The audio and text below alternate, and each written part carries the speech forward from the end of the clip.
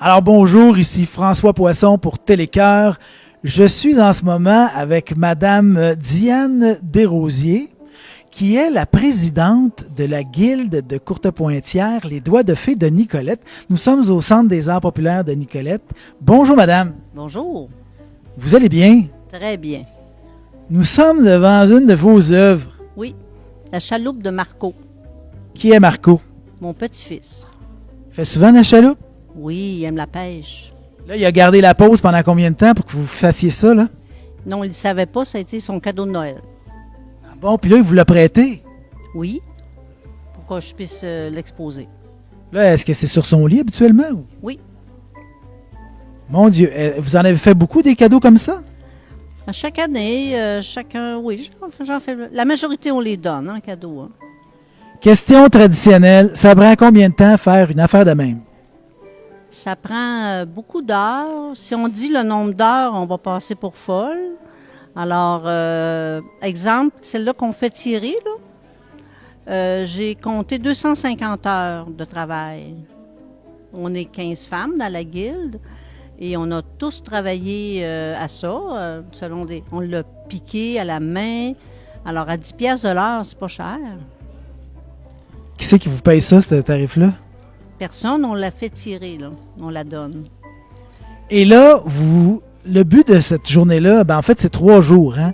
Qu'est-ce que vous faites au juste là, avec toute cette exposition-là? En fait, ce qu'on veut, c'est partager notre passion pour cet art textile, qui est un art ancien, mais c'est beaucoup revenu à la mode. Et on veut montrer aux gens qu'est-ce qu'on fait. Alors, dans des courtes pointes, pour des lits, des sacs, des napperons, toutes sortes de choses. C'est juste de partager notre passion. Est-ce que vous réseautez avec d'autres organismes semblables aux vôtres sur le territoire du Québec? Oui, on a de belles relations avec une guilde de Québec, les courtes pointières appliquées de Québec, avec qui on fait des activités. On est membre également de Courtes Pointes Québec, qui est de l'association provinciale des courtes pointières. Alors oui, on a un réseau de femmes qu'on connaît un peu partout. Puis avec la pandémie, on a eu beaucoup d'activités sur Zoom. Alors on en a connu encore plus, fait des rencontres, des amitiés, c'était bien le fun. Il y avait une dame de Saint-Hyacinthe tout à l'heure, ça, c'est un autre groupe aussi? Ça, c'est la présidente de Courtes Pointes Québec, qui organise d'ailleurs un salon de la Courte Pointe au mois d'octobre à Saint-Hyacinthe. Qui est un salon national à ce moment-là? Provincial, oui. Et vous, vous couvriez quel territoire là, avec votre activité? Nous, ici, on est des femmes de Nicolette. Il y a des femmes de Trois-Rivières. Il y a des femmes de Saint-Guillaume. Il y en a de... Aidez-moi les filles. C'est pas mal ça, là. Sainte-Gertrude, de la région ici. Alors, vous êtes président depuis longtemps? Oui, il ne m'enlève pas. Mais en fait, on est formé en guilde depuis 2010. On est une jeune guilde. Et puis, je suis là depuis le début. Bon, alors vous êtes 15. Est-ce que c'est une grosse guilde, ça, comparativement à d'autres? Non, c'est une petite guilde. On est un peu chauvin, je pense. On ne veut pas être trop de monde. On a un local pas trop gros. On veut avoir notre espace. Alors, on a décidé, nous, qu'on ne veut pas être plus que 15.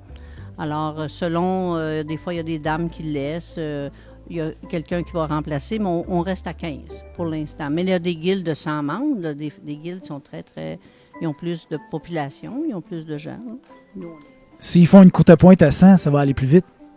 oui, mais à 15, c'est déjà quelque chose. On ne fait pas ça à 100. Là. Où est-ce qu'il est votre local? Le local en face ici, qui est le local Jean-Louis Charland, c'est là qu'on s'installe aux 2 semaines. OK, donc c'est pas permanent. Là. Vous arrivez avec votre stock, puis là, vous travaillez, puis ensuite, vous repartez avec vos affaires. On apporte nos machines à coudre, on apporte notre projet. Bernard nous installe les chaises, les tables, l'électricité dans le local. On passe la journée là. Après la journée, on repart avec toutes nos choses. Alors, on a toute une machine à coudre portative avec une valise à roulettes, puis on travaille nos affaires. Puis une machine à café. Une machine à café, on apporte notre lunch, on mange ensemble. On passe des belles journées. Fait que là, ça doit faire du bien après la pandémie de se trouver comme ça en présentiel. C'est extraordinaire. C'est extraordinaire de rencontrer des gens de proches, de se toucher, de se parler, de se voir. C'est vraiment merveilleux. Et là, l'œuvre collective là, que vous avez faite à 15, là, c'est un tirage. C'est un tirage. En fait, à chaque année qu'on fait une exposition, on fait une œuvre collective qu'on donne à Bernard du Centre des Arts, qui lui l'a fait tirer. Ça fait des fonds pour le Centre des Arts. C'est notre contribution annuelle ou biannuelle aux finances, si tu veux, du Centre des Arts. Alors, celle-là, elle a un peu une saveur du 350e de la ville de Nicolette. On a créé des patrons, on a trouvé des patrons très, très anciens que nos mères utilisaient autrefois. On les retrouve là-dedans. Alors, on l'a fait comme on fait habituellement. On a acheté des tissus, puis on l'a donné là, au Centre des Arts qui va la faire tirer. Combien je vais voir de courtes pointes, moi, dans cette exposition-ci aujourd'hui? Accroché, là, on a 140 œuvres, puis on a 40 dans un autre local là, qu'on va donner à un organisme local pour des enfants. Il y a 180 œuvres au total. Ça représente une somme colossale de travail. Et de plaisir, et de partage, et de passion. Je vous jure qu'il n'y a pas une femme membre de notre guilde qui a besoin de faire une thérapie. Il n'y a pas besoin de thérapeute. Non, non, non, on a notre propre thérapie. Beaucoup de fou rire? Beaucoup de fou rire, des confidences, du fun, du partage, c'est ça. Des blagues un peu salées à l'occasion? Si peu.